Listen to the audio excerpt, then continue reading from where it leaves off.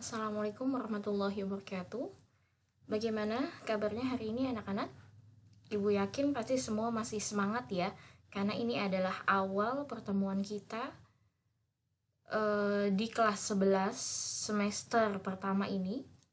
Ya, masih dalam situasi pandemi COVID, jadi kita belajarnya lebih banyak dan pasti menggunakan virtual atau daring.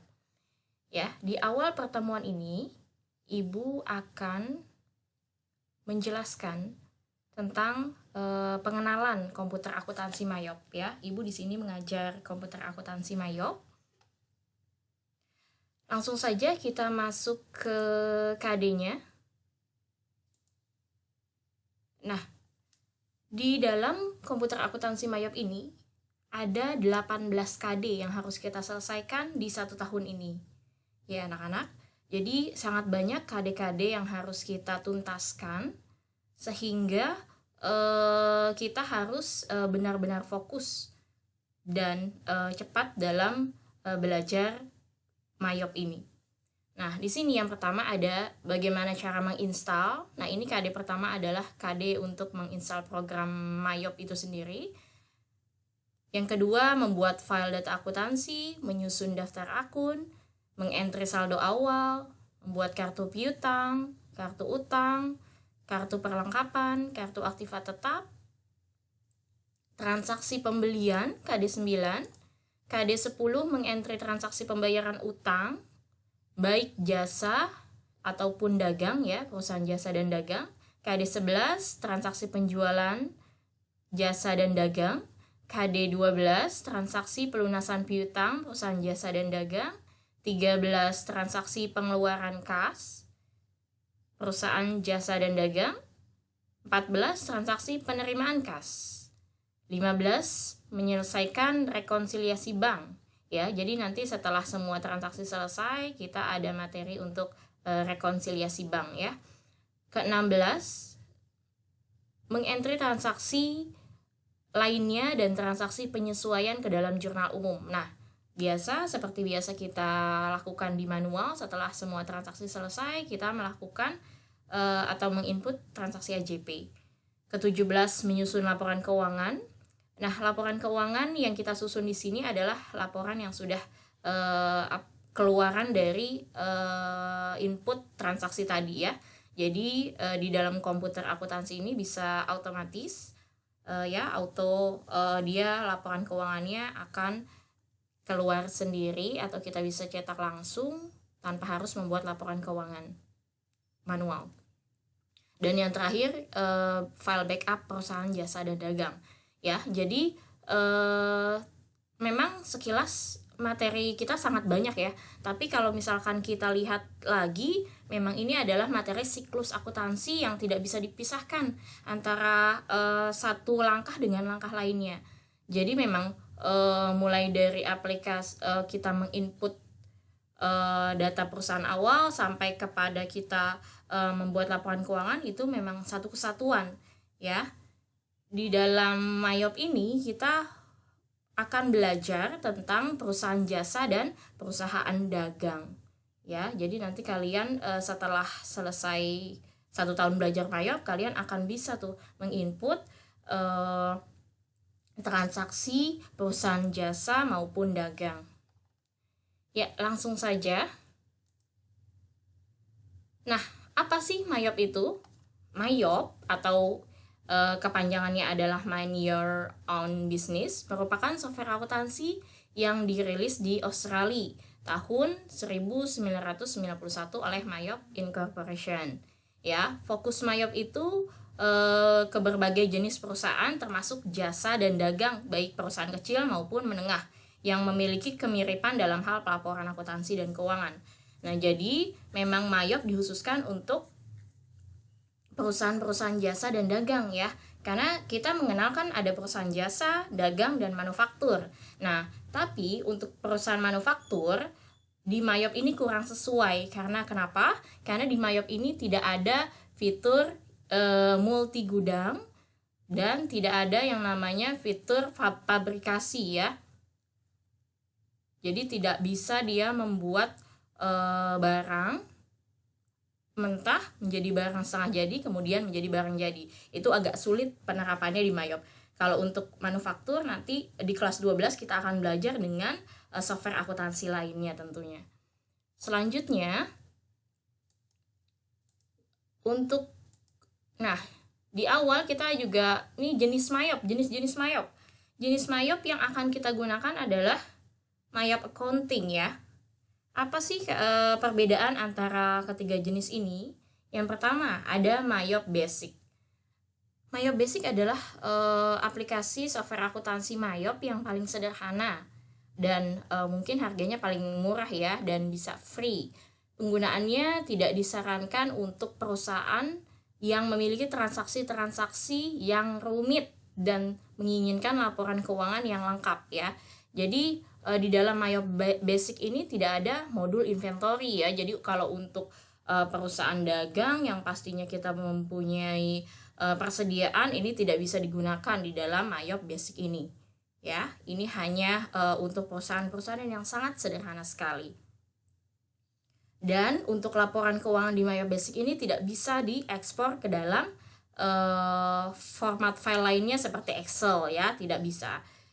Selanjutnya Mayop Accounting. Nah, Mayop Accounting ini adalah jenis Mayop yang kita gunakan, yang akan kita gunakan saat ini. Nah, Mayop Accounting ini sudah ada, terakhir ini adalah versi 24 ya di Mayop. Mayop Accounting ini sudah dilengkapi dengan fitur persediaan ya. Jadi untuk perusahaan dagang kita bisa melihat pencatatannya, persediaannya secara perpetual.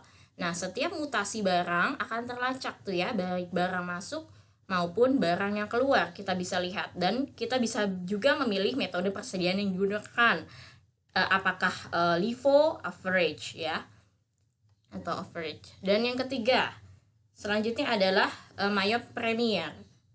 Mayop Premier ini adalah aplikasi software akuntansi Mayop dengan varian dan fitur terlengkap ya. Perbedaan utama antara Mayop Premier dengan accounting adalah mungkin yang pertama adalah kalau di Mayop Premier itu bisa multi currency ya. Kalau di Mayop Accounting hanya transaksi satu currency saja. Misalkan kita menggunakan IDR ya, Indonesian Rupiah, maka tidak bisa menggunakan USD ya, US dollar tidak bisa. Nah, tapi kalau di Mayop Premier bisa multi currency ya, misalkan kita menggunakan USD,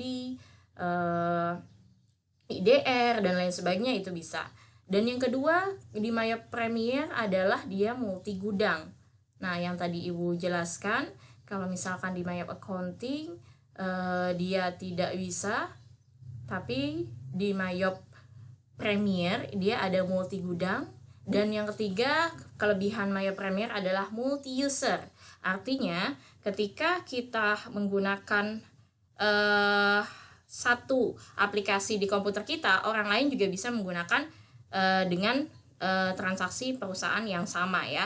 Jadi ini biasanya memang digunakan untuk perusahaan-perusahaan yang sudah go public, yang mempunyai transaksi yang banyak, yang sangat banyak dan yang sangat rumit ya, sehingga mempunyai karyawan yang lebih dari 1, 2 bahkan berapa puluh karyawan untuk mengoperasikan Mayop itu sendiri. Dan pastinya Mayop Premier itu lebih besar cost-nya dibanding yang lainnya. Nah, setelah kita mengetahui jenis Mayop, selanjutnya adalah kelebihan Mayop. Kelebihan Mayop itu apa sih? Yang pertama, tampilan aplikasi user friendly ya. Jadi aplikasinya adalah ini mudah sekali kita gunakan karena fitur-fiturnya sangat jelas. Yang kedua, pembuatan laporan keuangan secara otomatis, lengkap dan akurat yang tadi Ibu bilang, yaitu kita ketika memasukkan input transaksi, otomatis laporan keuangan akan menciptakan laporan keuangan otomatis. Yang ketiga, kemampuan eksplorasi laporan ke program Excel. Nah, ketika kita sudah mencetak laporan keuangan atau menampilkan, kita bisa ekspor ke dalam program Excel ya. Jadi bisa diedit kembali gitu. Yang keempat adalah fitur backup dan restore data. Nah, untuk backup, ini adalah fitur untuk menjamin penyimpanan secara aman, dan restore data ketika ada data yang hilang, bisa dikembalikan lagi datanya. Yang kelima, adanya penggunaan periode ke-13. Nah, sebenarnya apa sih manfaat periode ke-13 ini? Periode ke-13 di dalam Mayop berguna untuk yang pertama untuk auditor ya, bisa mengecek lagi transaksi-transaksi yang dari periode 1 sampai 12 yang misalkan mungkin ada yang tertinggal atau ingin disesuaikan, bisa dimasukkan ke periode ke-13 ini. Untuk keperluan pajak juga bisa dilakukan di periode ke-13. Selanjutnya, apa sih kekurangan dari Mayop itu sendiri? Yang pertama tadi, belum mendukung adanya multi gudang, tidak ada fitur perpajakan ya, jadi belum terintegrasi dengan fitur perpajakan ya. Beda dengan software misalkan Akurat yang sudah memang terintegrasi dengan pajak. Yang ketiga, transaksi tidak bisa melebihi 1M ya. Jadi memang ini hanya untuk transaksi yang perusahaan kecil dan menengah. Selanjutnya, apa sih perbedaan Mayop dengan ABS? Nah, di pelajaran kita kali ini kita akan menggunakan Mayop versi 25 atau yang kita lebih kenal dengan ABSS. Apa sih bedanya gitu ya? Nah, sebenarnya Mayop dan ABSS ini di dalam fiturnya itu sangat mirip sekali ya. Bahkan dikatakan ABSS adalah Mayop versi 25. Nah, ABSS ini kepanjangannya ASEAN Business Software Solution, merupakan software akuntansi terbaru yang memiliki fitur yang sangat mirip, namun memiliki keunggulan yang ditampilkannya lebih sederhana dan sangat update. Ya, jadi ada beberapa fitur-fitur di Mayop yang tidak dibutuhkan di ABSS sudah hilang, ya, sudah lebih update. Dan ABSS ini merupakan software akuntansi yang berasal dari Malaysia ya. Jadi dia software akuntansi Asia. Karena menurut berita saat ini Mayop itu keberadaannya di Indonesia sudah menjadi sesuatu yang ilegal ya. Jadi namanya pun diganti menjadi ABSS ya. Software akuntansi Asia untuk Asia. Nah, itu saja yang dapat Ibu sampaikan di pertemuan kali ini. Next meeting kita akan belajar tentang cara menginstal ABSS ya.